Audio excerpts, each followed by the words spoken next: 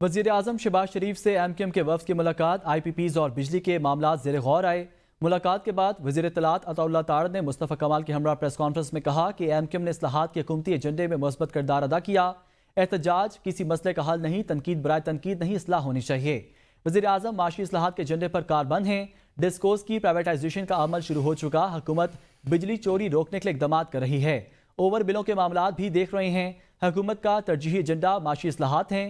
मुस्तफ़ा कमाल का कहना था कि बिजली के मसले पर हमने किसी पर इल्ज़ाम नहीं लगाया, अवाम के मसाइल को सामने रखा। हम 2600 अरब रुपए के कर्जदार हैं। ऐसी सूरत हाल में मुल्क कैसे चल सकता है?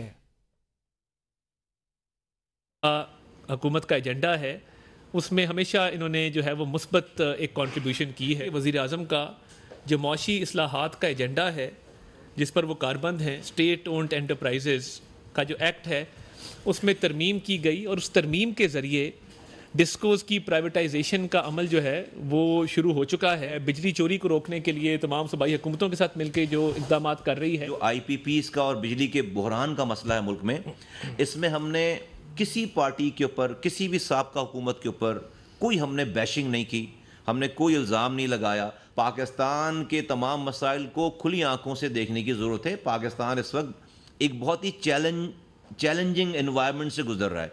आइडियल सिचुएशन नहीं है। हम IMF के कर्जदार हैं, उसकी जो है वो लिमिटेशंस हैं। हमारे यहाँ इतने सारे मसाइल हैं। तो अगर MQM ने हमेशा से अपनी ज़िम्मेदारी निभाई और हमने मसाइल को एड्रेस करते हुए उसके सॉल्यूशंस पे भी बात की है।